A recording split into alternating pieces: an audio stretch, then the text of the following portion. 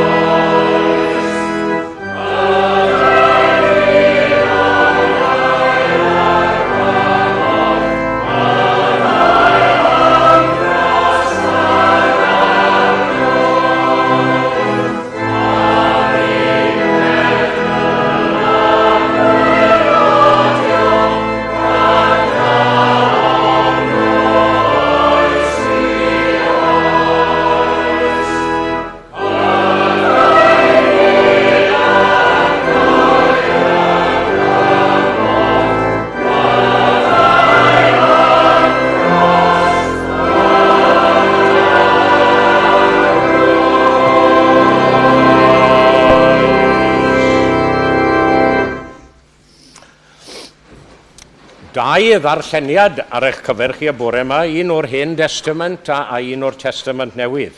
Ac mae gethin ac Elin yn barod I ddarllen. Mae'r darlleniadau ychydig yn brydd glwyfus ar yr olwg gyntaf ar gyfer dathliad Gwyl Ddewi, ond gobeithio bydd y rheswm yn dod yn fwy eglur wrth i'r gwasanaeth mynd yn ei flaen. Felly Gethin ac Elin. Diolch.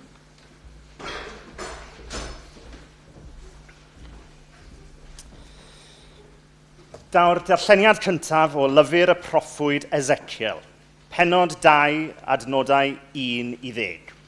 The first reading is from the book of the prophet Ezekiel, chapter 2, verses 1 to 10.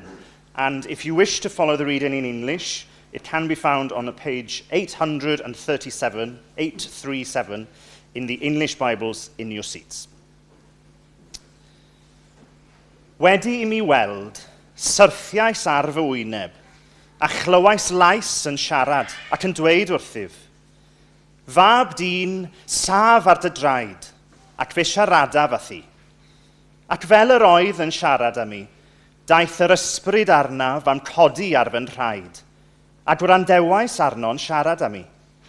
Dywedodd wrthyf, fab dyn, yr wyf yn dy anfon at blant Israel, at y genedl o wrthryfelwyr sydd wedi gwrthryfela yn fy erbyn. Y maent hwy a'i hynafiaid wedi troseddu yn fy erbyn hyd y dydd heddiw.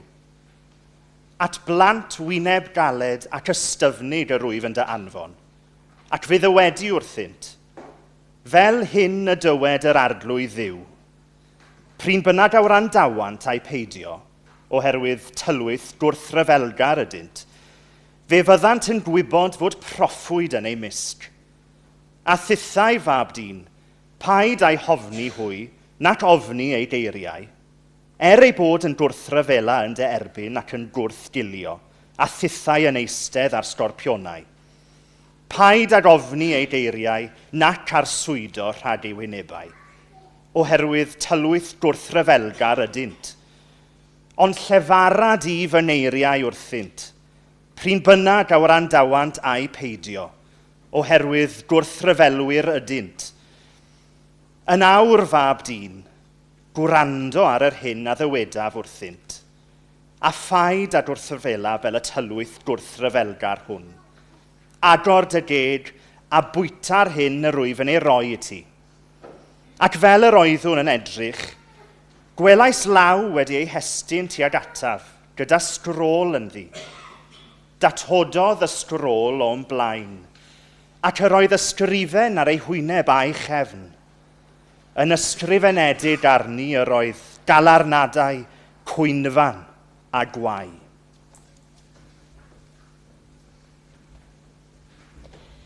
Daw'r ail ddarlleniad y bore yma o'r unfed bennod ar 15 o Efengyl Luc o'r adnod gyntaf hyd at y drydedd adnod ar 10. The second reading this morning comes from the Gospel of Luke, chapter 16, verses 1 to 13, and can be found on page 1065 of the English Bibles in your seats. Dameg y gorychwiliwr anonest, the parable of the dishonest manager.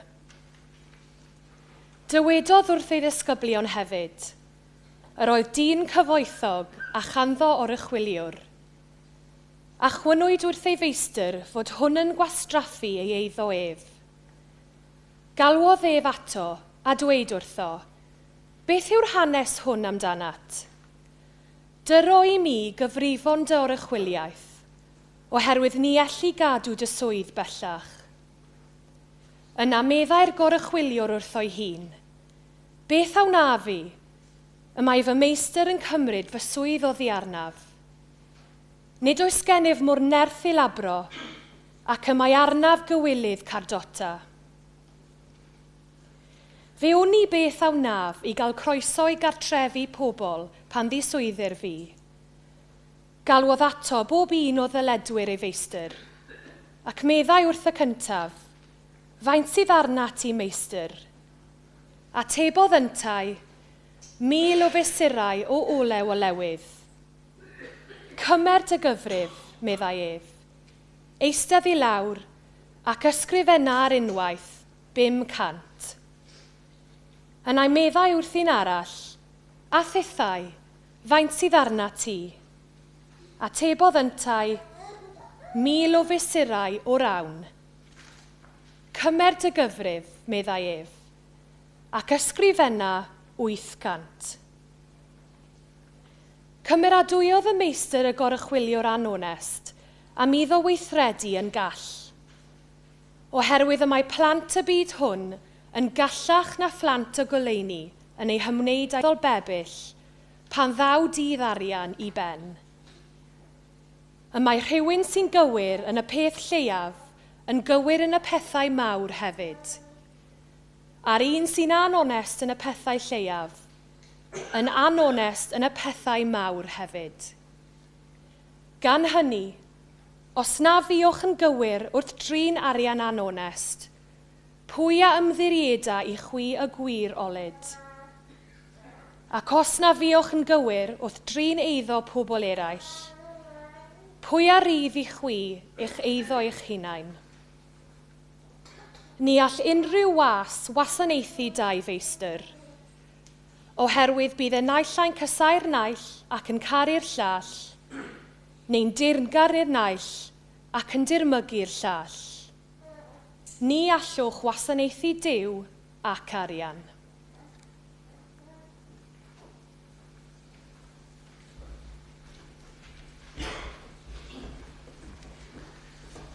Diolch yn fawr iawn i Gethin a Elin am ddarllen mor synhwyrol a hyfryd. Diolch yn fawr. Ac fe ganwn ni nawr un o ymynau mawr ein cenedl, Elfed, cofian gwlad ben llywydd tirion. Dy gyfiawnder fyddai grym, cadw hir ag llyd gelynion, rhag ei beiain fwy na dim, rhag pob brad nefol dad, teina dadain dros ein gwlad. Ac ar ôl yr emyn, bydd y côr yn perfformio darn cynta fel rhyw fath o ragarweiniad i'r gweddi. The two first pieces that the choir will sing, this first one after this hymn, is a prayer in itself, and it will lead us into our prayers. So if you would refrain from clapping after the first, I'm sure you will want to, because I'm sure they'll sing it well, no pressure before you sing it, but that leads us into the prayer, and the same thing during the collection. They'll sing a piece during the collection, so we won't stand and sing our usual blessing on the collection. So those two pieces are part of the service, as it were. And you'll have a chance, because they sing again at the end, and we can all clap at the end to show our appreciation. Felly, fe godwn ni nawr I ganu yr ail emyn. Diolch yn fawr. Amen.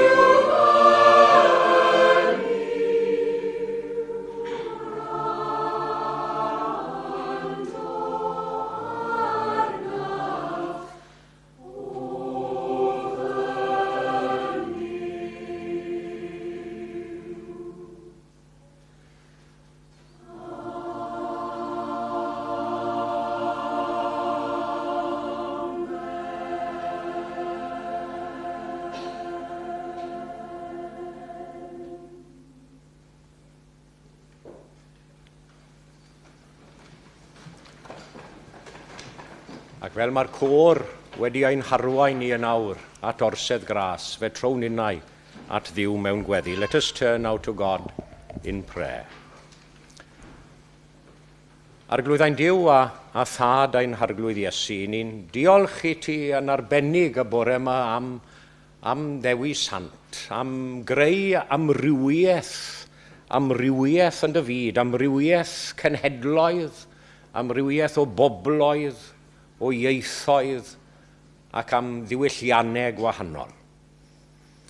Ond maddau ni o arglwydd fel i ni'n gweld yn aml y dyddi yma, maddau'n bod ni wedi defnyddio'r amrywiaeth yma yn aml fel esgus dros genfigen a chynnen rhwng gwledydd deiar. But we thank you especially this morning for Wales and her people, and we rejoice in our language and heritage, and celebrate all that is good and worthy in us as people, our history and culture. We have so much to be proud of as a nation, proud in a good way, but realize that no nation is favored above others. And we are all equal before you and before the throne of grace. And all peoples of the world have the same love and forgiveness from your hand. Ond fe ddiolchwn I ti yn arbennig am draddodiadau Cristnogol gorau ein gwlad. Cofiwn yn arbennig nawr am fywyd dewi, am I esiampl I ni, fel pobl. Ei ddyfel barhad a'i zel dros dy fengil di, dros neges Iesu Grist. Yn dwy'n y neges honno yw gydddyn, pwy bynnag a ble bynnag a maint. And we pray especially now for the children and young people of Wales. Many today we hear have no knowledge of the gospel and teachings of Jesus. And may we be instruments in your hand, as David was, to promote all that is good and worthy. Give us strength and inspiration to follow in David's footsteps, to spread the word amongst his fellow people, and use us as you used David in your service and in your witness.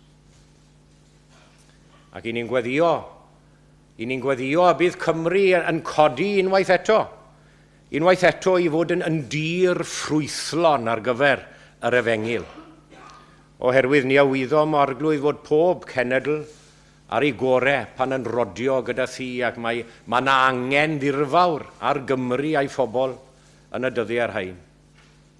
A mae pob cenedl ar ei gorau pan maen nhw'n byw ac yn rodio yn agos at y ti, fel I ni wedi canu yn barod yn yr oedfa hon, par i'n cenedl annwyl, rodio yn dy ofn o oes I oes, gyda'i ffydd yng ngair y cymod, gyda'i hymffrost yn y groes. Ac yn enw yr hwn aeth I ben Calfaria yn ein lle ni gyd, a gyfynwn y cyfan oll y bore yma. Amen.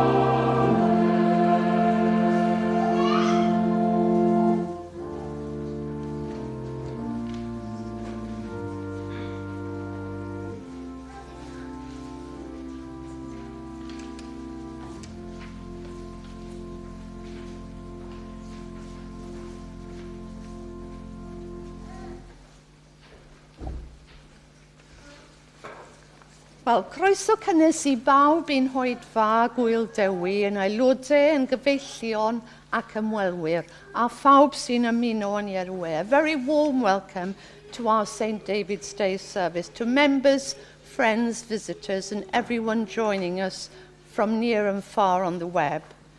Mae'n hyfryd I weld chi gyd, a mae'n hyfryd I glywed lleisiau plant bach ma bore yma, Thomas a Miriam.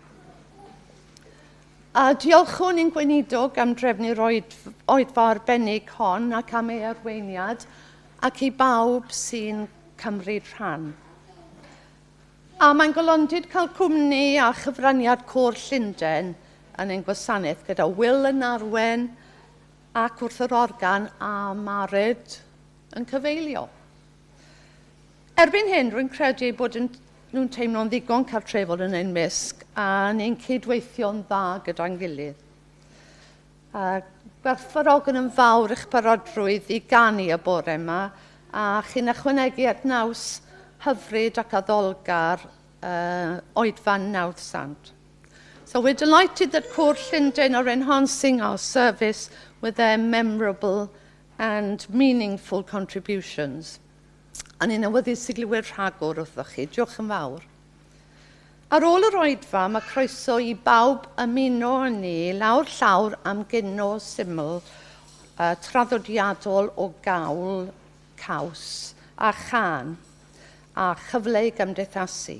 After the service, you are all invited to join us for a simple traditional lunch of bread, cheese, cawl and song. With an opportunity to socialise. A diolch I fawr I bawb sydd wedi bod yn coginio, cyfrannu a chynorthwyo, ac yn enwedig I Marian arweinydd y tîm. Pnawn ma bydd cylch trafod Beibledd am hanner awr 4 ac oedfa gymun hwyrol am 6 gyda Rob wrth y lliw. Ni fydd clwb cyrru heno, ond bydd y cyfarfod nesaf mewn pythefnos ar Fawrth yr 11 ar 15. The next Chapel Curry Club gathering will be on Sunday, March the 16th, after the evening service. Sil nesaf bydd yr oedfaon yn dilyn y patrwm arferol o 11 a 6 gyda'n gweinidog yn y pwlpid a chylch trafod Beibledd am hanner awr 4. So the next Sunday, the services will follow the usual pattern of 11 and 6 with Rob in the pulpit and a Bible discussion group at 4:30. Cynhelir oedfa anffurfiol ganol wythnos ar ddydd Mercher am hanner dydd, gyda chyfle am sgwrs I ddilyn a chwpaned o de. After the midweek service on March the 19th at 1:05, the next Glyn Lang Memorial Organ Recital will take place with Oliver King performing. He's the organist and director of music at St. Mary's, Saffron Walden, Essex, and he's a Royal College of Organists prize winner. Dwe neu ddoe, fe gawson ni gyfarfod Cymdeithas Pnawn Sadwrn hynod o ddiddorol, gyda'r arlunydd Christine Mills yn ein diddori yn rhoi hanes ei chefndir a'i gweithiau celf. A bydd y cyfarfod nesaf ar fore Sadwrn Ebrill y 5 am 11 gyda Dr Llywelyn Hopwood yn siarad am ddiddanu Cymru'r oesoedd canol, barddoniaeth, cerddoriaeth ac iaith. So the next meeting of the Saturday Afternoon Society will be on April the 5th at 11 with Dr Llywelyn Hopwood talking about entertaining medieval Wales, music, poetry and language. Mae hyn am 11 at 11 o'clock. Mae digon o amser I gyrraedd gêm rygbi tîm Cymru Llundain yn Richmond ar ôl ni. A dyddiadau eraill i'r dyddiadur, a fore di Sadwrn Mawrth yr 8 o'r 20, cynhelir Steddfod yr Urdd tu fas I Gymru, ma yn y capel, a bydd honno'n dechrau am hanner awr 9 ac yn para tan tua hanner awr 1. A wedyn ar nos Sadwrn, Mawrth 29, bydd perfformiad o'r I Am Lloyd George gyda Llion Williams yn y rôl. A mae mwy o fanylion ar y poster yn y lobby a lawr llaw. Ac yn awr yn amgylch i dderbyn eich rhoddion, and now we'll come round to receive your gifts. Diolch yn fawr.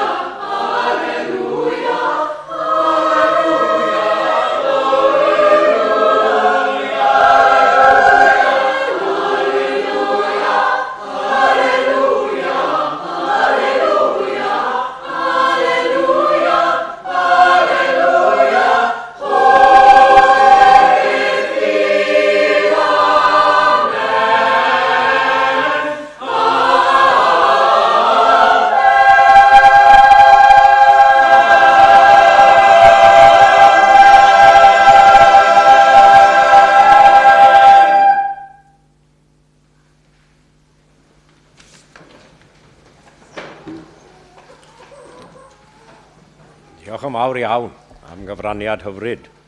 Ac fe unwn ni nawr i ganu yr emyn nesaf. Ti, tydi o ddiw a berais dyfoliant ym mhob iaith, ac ym mhob gwlad y godaist proffwydi at y waith.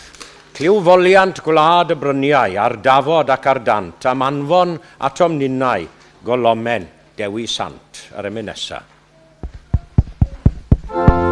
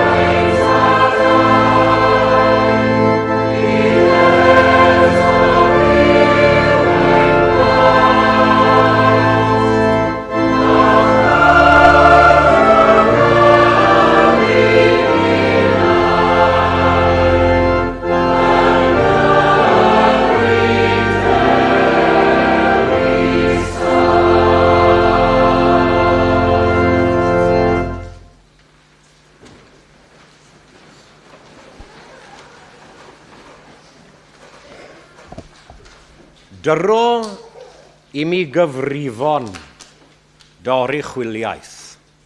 Turn in the account of your management. Dyna rai o'r geiriau, glywson ni yn y darlleniad ar ddechrau'r oedfa, o efengu leak ar ddechrau'r oedfa bore yma. Diolch eto I Gethin a Elin am ddarllen. And in many other English translations, the verse of our text this morning, it appears like this. Give an account of your stewardship. Dy stewardiaeth di. A rhyw ffordd na gilydd, mae'r gair stewardship, stewardiaeth, mae'n golygu mwy na dim ond goruchwiliaeth, yn diwe?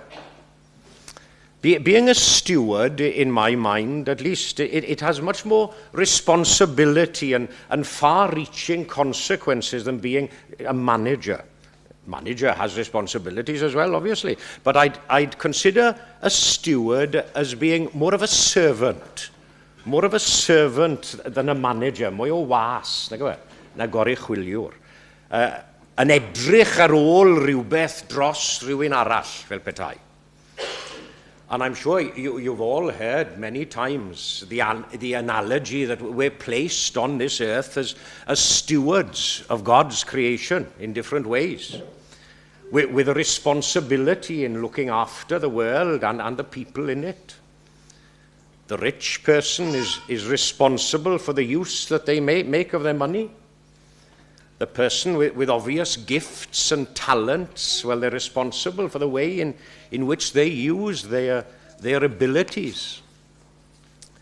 And as Christians, of course, people of faith, we believe that our responsibility is even greater, even more far-reaching, because every believer, in regard to our ability and opportunity, we must at some time give an account of ourselves before God. Dyro I mi gyfrif doruchwiliaeth. Give me an account of your stewardship. Ac wrth I ni ddathlu gwyl ein nawddsant y bore yma, dewi. Dwi am I chi ystyried y geiriau yma yng nghyd-destun ein goruchwiliaeth ni, ein stewardiaeth ni, o'r wlad, o'r iaith, a'r traddodiadau gore, a roed i'n gofal ni, fel mae Emyn Lewis Valentine yn dweud, ynddo fe? Ac I ddyfynu geiriau cyfarwydd eraill, gwynllan a roddwyd i'm gofal yw Cymru fy ngwlad, ynddo fe? I ofalu.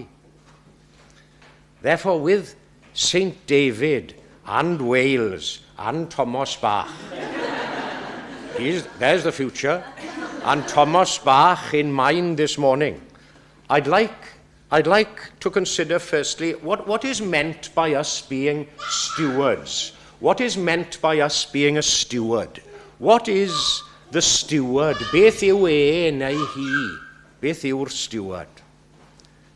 A dwi wedi cyffwrdd ar peth yn yr agarweiniad yn barod. The steward, as I've already mentioned, the steward in his or her essence is a servant.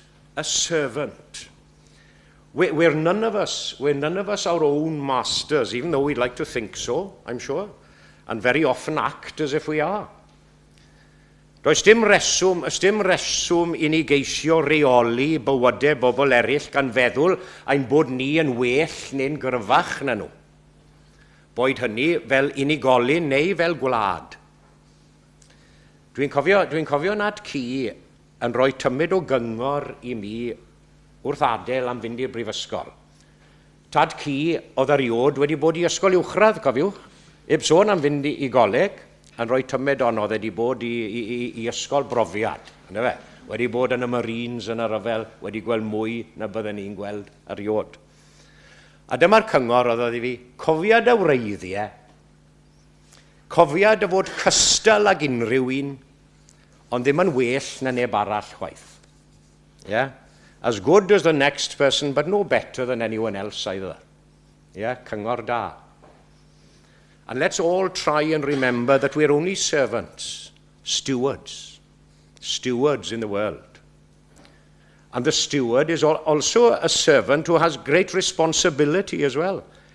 great responsibility and trust, cyfrifoldeb ac ymddiriedeth wedi gosod arnyn nhw. And isn't a sense of responsibility in any walk of life, in a job, to a person with a bit of conscience and standards? Of course, it's a very serious and weighty thing. It can be a great burden to bear in a certain job of having such responsibility.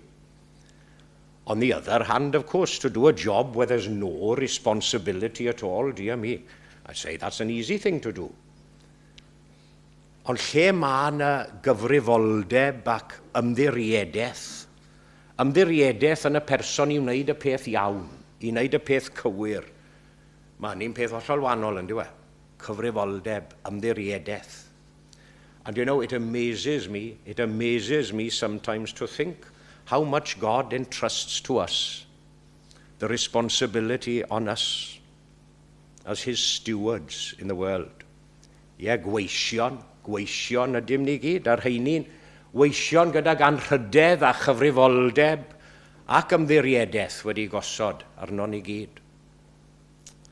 So having considered for a short while what is a steward, what about this account? What about the account? Give me an account of your stewardship. Dyr o gyfrif o ddorychwiliaeth neu stewardiaeth. And under this point or heading, I'd say that this account, it must be given personally. Must be given personally by each and every one of us. Yes, there is a mass responsibility, and we're here as a congregation this morning, as a group of co-workers, but we'll all have to speak and give an account as individuals as well, personally. Ni'n sôn yn aml am ein Cymru ni, ein gwlad ni ac amdano ni fel cyd Gymru, ac wrth reswm, mae yna waith i wneud gyda'n gilydd os, mewn undeb mae'n erth a gyda'n gilydd fe safon ni ac yn y blaen. Ond sylwch hefyd, mae yn y ffurf bersonol, mae'r anthem genedlaethol yn diwe. Gwlad, pleidiol, wyf. I'm gwlad, mae hen wlad fan hadau yn anwyl I mi. Mae'n rhaid i'r cyfan I ddechrau gyda'r unigolyn, ynddo fe? Cyn me mas i'r andorfol fel petai.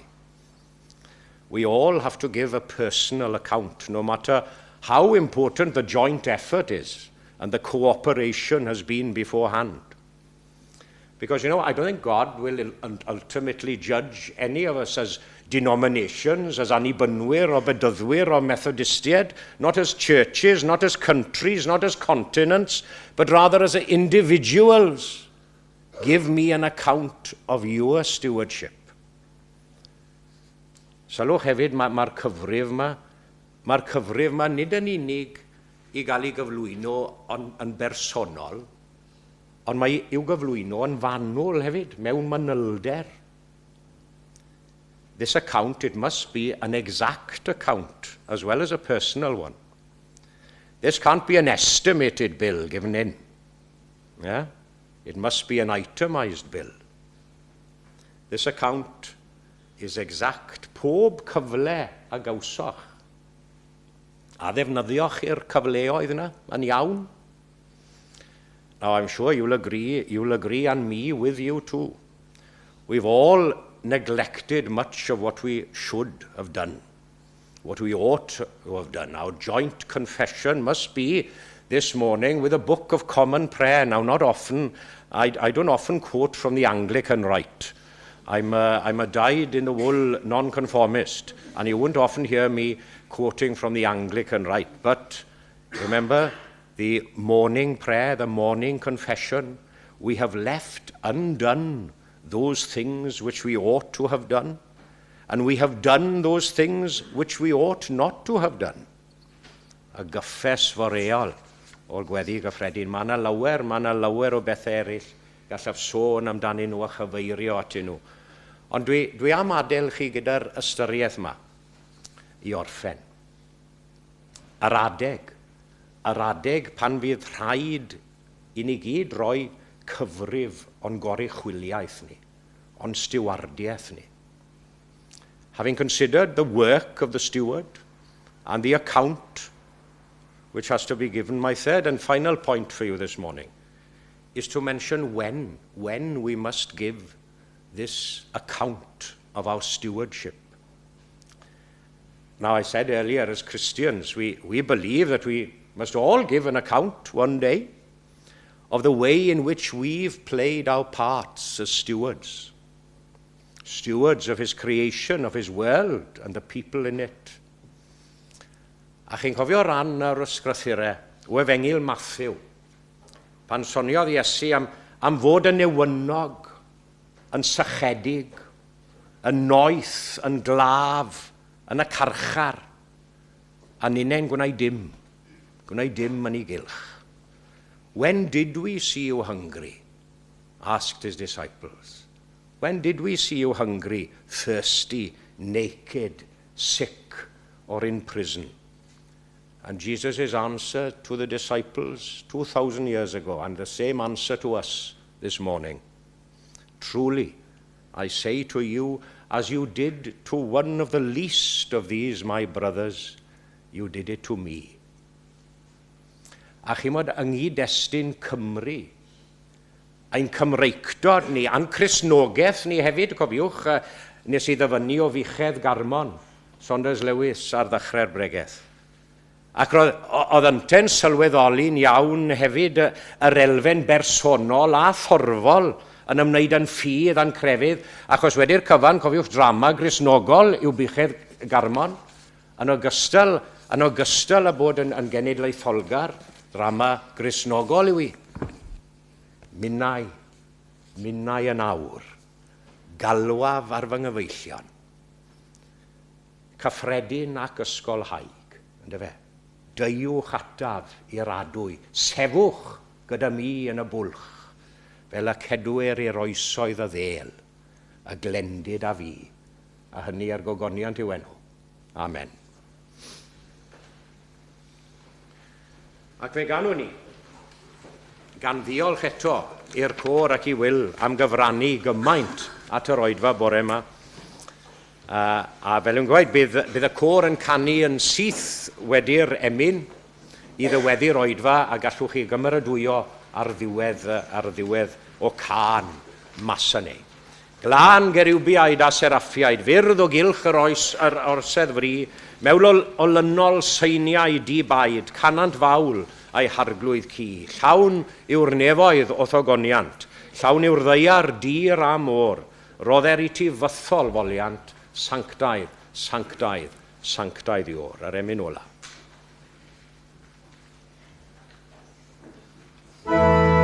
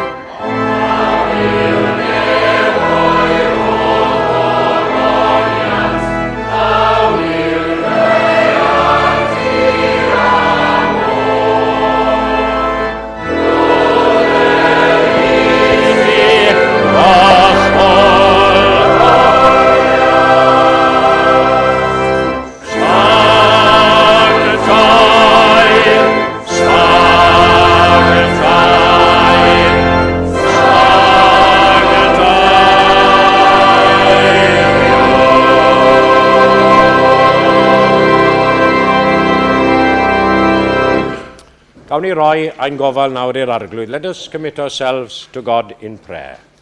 Llawn yw'r nefoedd o thogoniant, llawn yw'r ddeiar, dir a môr.